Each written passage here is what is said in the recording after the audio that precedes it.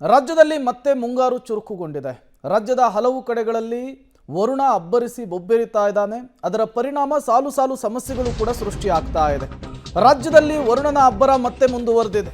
ಜೋರು ಮಳೆ ಆಗ್ತಾ ಇದೆ. ಬೆಂಗಳೂರು ಸೇರಿದಂತೆ ಹಲವು ಜಿಲ್ಲೆಗಳಲ್ಲಿ ಧಾರಾಕಾರ ಮಳೆ ಸುರಿತಾ ಇದೆ.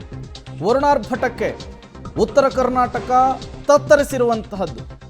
ಮುಂಗಾರು ಅಬ್ಬರಕ್ಕೆ ಹತ್ತಾರು ಅವಾಂತರಗಳು ಸೃಷ್ಟಿಯಾಗ್ತಾ ಇದೆ. ಜನರು ಪರದಾಟ ನಡೆಸಬೇಕಾದಂತಹ ಪರಿಸ್ಥಿತಿ ನಿರ್ಮಾಣವಾಗಿದೆ. ಈ ಮೂಲಕ ರಾಜ್ಯದಲ್ಲಿ ಮತ್ತೆ ಮುಂಗಾರು ಚುರುಕುಗೊಂಡಿದೆ.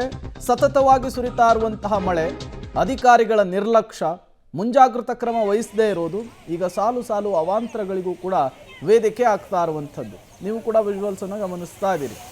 ಎಡಬಿಡದೆ ಸುರಿತಾ ಇರುವಂತಹ ಮಳೆ. ಈಗಾಗಲೇ ಹವಾಮಾನ ಇಲಾಖೆ ಎಚ್ಚರಿಕೆಯನ್ನು ಕೊಟ್ಟಿದೆ. ದೊಡ್ಡ ಮಟ್ಟದಲ್ಲಿ 3 ರಿಂದ 4 ದಿನಗಳ ಕಾಲ ಮಳೆ ಆಗುತ್ತೆ ಅಂಥೇಳಿ. ಅದರ ಪರಿಣಾಮ ಉತ್ತರ ಕರ್ನಾಟಕ ಭಾಗದ ಹಲವು ಕಡೆಗಳಲ್ಲಿ, ಹುಬ್ಬಳ್ಳಿ ಸೇರಿದಂತೆ ಹಲವು ಕಡೆಗಳಲ್ಲಿ ಮಳೆ ಅಬ್ಬರ ಜೋರಾಗಿರುವಂಥದ್ದು. ಧಾರಾಕಾರ ಮಳೆಗೆ ಧಾರವಾಡ ಜಿಲ್ಲೆಯ ಬೆಣ್ಣೆಹಳ್ಳ ಭರ್ತಿಯಾಗಿದೆ. ಹಳ್ಳದಲ್ಲಿ ಸಿಲುಕಿದಂತಹ ಕುಟುಂಬ ಪರದಾಟ ನಡೆಸಿರುವಂತಹದ್ದು. ಯಮನೂರು ಗ್ರಾಮದ ತೋಟದ ಮನೆಯಲ್ಲಿ ಈ ಕುಟುಂಬ ಸಿಲುಕಿಕೊಂಡಿತ್ತು. ನೀರಿನಲ್ಲಿ ಸಿಲುಕಿರುವ ಪತಿ, ಪತ್ನಿ ಹಾಗೂ 2 ಮಕ್ಕಳು. ಧಾರಾಕಾರ ಮಳೆಗೆ ಧಾರವಾಡ ಜಿಲ್ಲೆಯ ಬೆಣ್ಣೆಹಳ್ಳ ಭರ್ತಿಯಾಗಿದೆ. ಇದರ ಪರಿಣಾಮ ಹಳ್ಳದಲ್ಲಿ ಸಿಲುಕಿದಂತಹ ಕುಟುಂಬ ಪರದಾಟವನ್ನು ನಡೆಸಿದೆ ಅನ್ನೋದು ಗೊತ್ತಾಗ್ತಾ ಇದೆ. ಯಮನೂರು ಗ್ರಾಮದ ತೋಟದ ಮನೆಯಲ್ಲಿ ಈ ಕುಟುಂಬ ಇತ್ತು. ರಾತ್ರೋರಾತ್ರಿ ಸುರಿದಂತಹ ಮಳೆ ಆ ಮನೆಯನ್ನ, ತೋಟದ ಮನೆಯನ್ನ ನಡುಗಡ್ಡೆಯ ರೀತಿಯಲ್ಲಿ ಸೃಷ್ಟಿ ಮಾಡಿಬಿಟ್ಟಿದೆ. ಆ ಕಡೆ ಹೊರಗೆ ಹೋಗೋಕ್ಕಾಗ್ತಾ ಇಲ್ಲ, ಈ ಕಡೆ ಒಳಗೆ ಬರೋದಕ್ಕಾಗ್ತಿಲ್ಲ. ದೊಡ್ಡ ಪ್ರಮಾಣದಲ್ಲಿ ಹಳ್ಳದಲ್ಲಿ ನೀರು ಹರಿತಾ ಇದೆ. ಏನು ಮಾಡಬೇಕು ಅನ್ನೋದು ಗೊತ್ತಾಗ್ತಾ ಇಲ್ಲ. ನೋಡಿ ಯಾವ ರೀತಿ ಕಂಗಾಲಾಗಿದೆ ಆ ಕುಟುಂಬ ಅನ್ನೋದನ್ನು ನೀವು ಗಮನಿಸ್ತಾ ಇದ್ದೀರಿ. ಇದು ಧಾರವಾಡದಲ್ಲಿ ಸುರಿತಾ ಇರುವಂತಹ ಮಳೆ ಸೃಷ್ಟಿ ಮಾಡಿರುವಂತಹ ಅವಾಂತರ. ಒಂದೇ ಒಂದು ದಿನದ ಮಳೆಗೆ ಯಾವ ರೀತಿ ಪರಿಸ್ಥಿತಿ ನಿರ್ಮಾಣವಾಗಿದೆ ಅಂತೇಳಿ. ಸುತ್ತಲೂ ನೀರು ಹರಿತಾ ಇದೆ, ಮಧ್ಯ ಮನೆ ಇದೆ. ಏನು ಮಾಡಬೇಕು ಗೊತ್ತೇ ಆಗ್ತಾ ಇಲ್ಲ, ದಿಕ್ಕೇ ತೋಚ್ತಾ ಇಲ್ಲ. ಮತ್ತೊಂದು ಕಡೆ ಅವರನ್ನು ಹೊರತರಲಿಕ್ಕೆ ಬೇಕಾದಂತಹ ಎಲ್ಲ ಪ್ರಯತ್ನಗಳನ್ನು ಕೂಡ ಸ್ಥಳೀಯರು ಮಾಡ್ತಾ ಇದ್ದಾರೆ ಅನ್ನೋದು ಗೊತ್ತಾಗ್ತಾ ಇದೆ. ಧಾರವಾಡ ಜಿಲ್ಲೆಯಲ್ಲಿ ಕೂಡ ಸಾಕಷ್ಟು ದೊಡ್ಡ ಮಳೆಯಾಗಿರುವಂಥದ್ದು.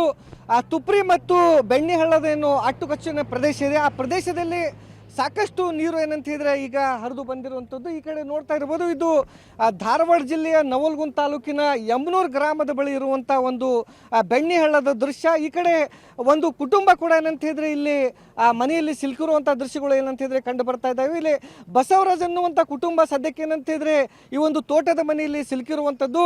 ಮನೆಯ ತೆಳಗಡೆ ಸಾಕಷ್ಟು ನೀರು ಬಂದಿರೋದ್ರಿಂದ ಮೇಲೆ ಇರುವಂಥ ಮನೆಯಲ್ಲಿ ಈಗ ಸದ್ಯಕ್ಕೆ ಈ ಕುಟುಂಬ ಒಂದು ಏನಂತ ಹೇಳಿದ್ರೆ ರಕ್ಷಣೆ ಪಡೆದಿದೆ. ಸಾಕಷ್ಟು ದೊಡ್ಡ ಪ್ರಮಾಣದ ನೀರು ಈಗ ಇಲ್ಲಿ ಅಂತ ಏನಂತಿದ್ರೆ ಹರಿದು ಬರ್ತಾ ಇರುವಂಥದ್ದು. ಈಗಾಗಲೇ ಧಾರವಾಡ ಜಿಲ್ಲಾಡಳಿತ ಈ ಒಂದು ಬೆಣ್ಣೆ ಮತ್ತು ಹಳ್ಳ ಏನು ತುಪ್ರಿ ಹಳ್ಳದ ಅಚ್ಚುಕಟ್ಟ ಪ್ರದೇಶ ಇದೆ, ಆ ಪ್ರದೇಶದ ಅಕ್ಕಪಕ್ಕದಲ್ಲಿ ಯಾರೂ ಹೋಗಬಾರ್ದು ಅನ್ನೋಂಥ ಸೂಚನೆ ಕೂಡ ಕೊಟ್ಟಿರುವಂಥದ್ದು.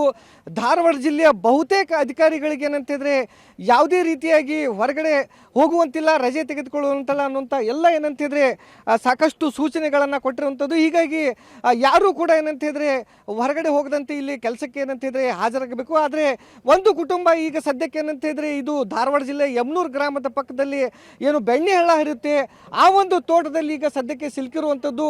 ಆ ಏನು ಕುಟುಂಬ ಇದೆ, ಆ ಪತಿ ಪತ್ನಿ ಮತ್ತು 2 ಮಕ್ಕಳ ಜೊತೆ ಒಂದು ನಾಯಿ ಕೂಡ ಏನಂತಿದ್ರೆ ಅಲ್ಲಿ ಸಿಲುಕಿರುವಂಥದ್ದು. ಇಲ್ಲಿವರೆಗೆ ಯಾವುದೂ ಕೂಡ ಏನಂತಿದ್ರೆ ರಕ್ಷಣೆ ಕಾರ್ಯ ಇಲ್ಲಿ ನಡೆದಿಲ್ಲ. ಹೀಗಾಗಿ ಆ ಕುಟುಂಬ ಸದ್ಯಕ್ಕೆ ಏನಂತಿದ್ರೆ ಮನೆಯಲ್ಲೇ ಸಿಲುಕಿರುವಂಥದ್ದು. ಇದ್ರ ಜೊತೆಗೆ ಕಳೆದ ವಾರವಷ್ಟೇ ಧಾರವಾಡ ಜಿಲ್ಲಾ ಉಸ್ತುವಾರಿ ಸಚಿವ ಸಂತೋಷ್ ಲಾಡ್ ಅವರು ಈ ಒಂದು ನವಲಗುಂದಿಗೆ ಭೇಟಿ ಕೊಟ್ಟಂಥ ಸಂದರ್ಭದಲ್ಲಿ ಅಗ್ನಿಶಾಮಕದ 5 ತಂಡಗಳನ್ನು ಮಾಡಿ ಇಲ್ಲೇನಂತಿದ್ರೆ ರಕ್ಷಣಾ ಕಾರ್ಯ ಮಾಡ್ತೀವಿ ಅನ್ನುವಂಥ ಮಾಹಿತಿಯನ್ನು ಕೊಟ್ಟಿದ್ರು. ಆದರೆ ಇಲ್ಲಿವರೆಗೆ ಈ ಒಂದು ಕುಟುಂಬಕ್ಕೆ ರಕ್ಷಣೆ ಮಾಡಲಿಕ್ಕೆ ಯಾರೂ ಕೂಡ ಬಂದಿಲ್ಲ. ಹೀಗಾಗಿ ಸಾಕಷ್ಟು ಆತಂಕದಲ್ಲಿ ಈಗ ಈ ಒಂದು ಏನು ಕುಟುಂಬ ಇದೆ, ಆ ಕುಟುಂಬ ಇಲ್ಲಿ ಏನಂತಿದ್ರೆ ಮೇಲ್ಗಡೆ ಹೋಗಿ ಕೂತಿರುವಂಥದ್ದು. ಕ್ಯಾಮರಾಮನ್ ಹನುಮಂತ್ ಜೊತೆ ಜಾವೇದ್ ಅಧೋನಿ, ಪಬ್ಲಿಕ್ ಟಿವಿ, ಧಾರವಾಡ. ಇದು ಧಾರವಾಡದಲ್ಲಿ ನಿನ್ನೆ ಸುರಿತಾ ಇರುವಂತಹ ಮಳೆಯಿಂದ ಸೃಷ್ಟಿಯಾಗಿರುವಂತಹ ಅವಾಂತರ. ಯಮನೂರು ಗ್ರಾಮದ ತೋಟದ ಮನೆಯಲ್ಲಿ ಒಂದು ಕುಟುಂಬ ಸಿಲುಕಿಕೊಂಡಿದೆ. ಮನೆಯ ಮುಂಭಾಗದಲ್ಲಿ ಬೆಣ್ಣೆಹಳ್ಳ ಭರ್ತಿಯಾಗಿ ಹರಿತಾ ಇದೆ.